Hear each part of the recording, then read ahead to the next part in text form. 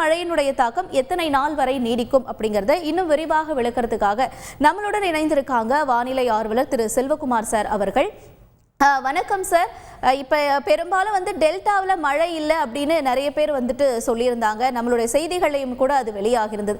இப்போ இந்த காற்று சுழற்சி அந்த டெல்டாவில் எதிர்பார்க்கிற மழைக்கான அந்த அறிகுறிகளை நிவர்த்தி செய்யுமா? இப்போ அறுவடை காலமும் கூட இருக்கு. எந்தெந்த பகுதி மக்கள் எச்சரிக்கையாக இருக்கணும் சார்?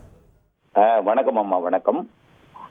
தற்பொழுது 3 அமைப்புகள் வட இந்தியாவில் உயரழுத்தத்தோட பிடியில வட இந்தியா இருக்கிறது. குளிரலையானது திசைமா இருக்கிறது. நிலநடுக்கோட்டு இந்திய பெருங்கடல்ல இலங்கைக்கு தெற்குப்புறம் தென்கிழக்கு புறத்துல காற்று சுழற்சி நீடித்துக் கொண்டிருக்கிறது. அரபிக்கடலிலும் காற்று சுழற்சி நீடித்துக் கொண்டிருக்கிறது. நேற்றைக்கு மாலையில நாம திருவள்ளூர், சென்னை, செங்கல்பட்டு போன்ற மாவட்டங்களுக்கு, காஞ்சிபுரம் உள்ளிட்ட மாவட்டங்களுக்கு மிக கனமழை, அதி கனமழை பொழிவு வரை கூட எதிர்பார்த்திருந்தோம். இந்த நிலையில சென்னை, திருவள்ளூர், காஞ்சிபுரம், செங்கல்பட்டு மாவட்டத்தோட வடக்கு பகுதி, அதாவது மாமல்லபுரத்திற்கு வடக்கு, காஞ்சிபுரம் மாவட்டத்தின் வடக்கு பகுதிகளுக்கு இந்த மிக கனமழை, அதி கனமழை பொழிவு என்பது விலகி இருக்கிறது. காரணம், உயரழுத்தத்தோட குளிர் அலையில சிக்கி இருக்கிற காரணத்தினால, தற்பொழுது குளிர் மிகுந்திருக்கிற காரணத்தினால மழை பொழிவு என்பது சற்று கனமழை பொழிவு, கனமழை பொழிவு தான் சென்னைக்கு கிடைக்கும். ஆனால் ஏற்கனவே மழை பொழிவு சிதம்பரத்துல 22 சென்டிமீட்டர் நேற்று இரவு மழை பொழிந்திருக்கிறது.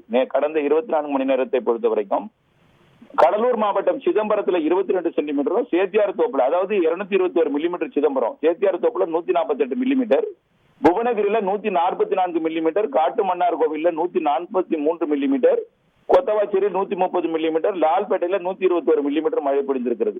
சில கிட்டத்தட்ட 5-6 இடங்களுக்கு மேல 10 சென்டிமீட்டருக்கு மேல மழை பொழிந்திருக்கிறது. சிதம்பரத்துல 22 சென்டிமீட்டர் மழை பொழிந்திருக்கிறது. நாகப்பட்டினத்துல 15 சென்டிமீட்டர் மழை பொழிந்திருக்கிறது. 16 சென்டிமீட்டர் வரைக்கும் கிடைத்திருக்கும்.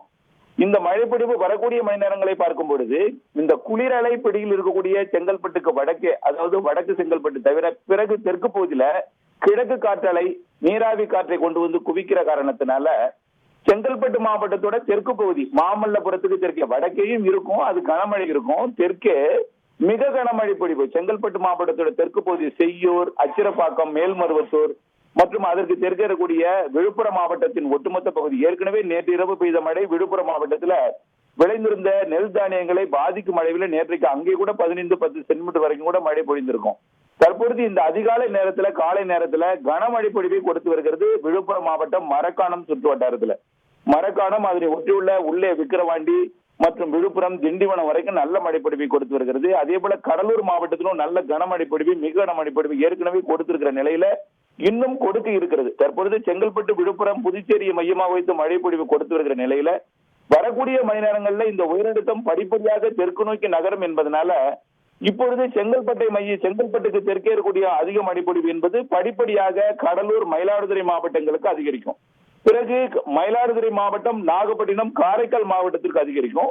பிறகு ஒட்டுமொத்த டெல்டாவில் அதிகரித்து காணப்படும். உள் மாவட்டங்களுக்கும் படிப்படியாக மழைப்பொழிவு முன்னேறும். அதாவது விழுப்புரம் மாவட்டத்தின் உள்ளே இருக்கக்கூடிய கள்ளக்குறிச்சி மற்றும் திருவண்ணாமலை மாவட்டத்தின் பகுதிகள், கிருஷ்ணகிரி, தருமபுரி வரைக்கும் மழைப்பொழிவு கொடுக்கும்.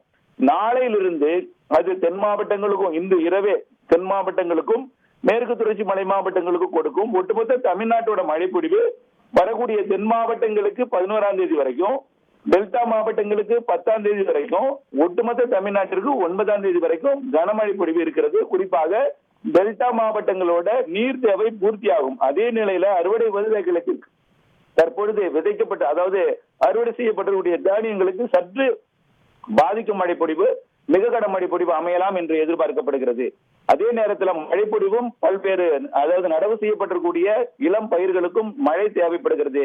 ஆகவே தற்பொழுது பெய்யக்கூடிய மழைப்பொழிவை தேக்கி வைத்து வரக்கூடிய மழைப்பொழிவு 11ஆம் தேதி வரைக்கும் தான் இந்த வடகிழக்கு பருவமழை தீவிரம் இருக்கும் என்பதனால அதற்கு பிறகு பெரிய அளவிலே மழை இருக்காது என்பதன் காரணமாக மழைநீரை தேக்கி வரக்கூடிய நாட்களில் பயன்படுத்துமாறு கேட்டுக்கொள்கிறேன். உங்களுடைய விரிவான தகவல்களுக்கு நன்றி சார். செய்திகளை உடனுக்குடன் தெரிந்து கொள்ள உடனே சப்ஸ்கிரைப் பண்ணுங்க.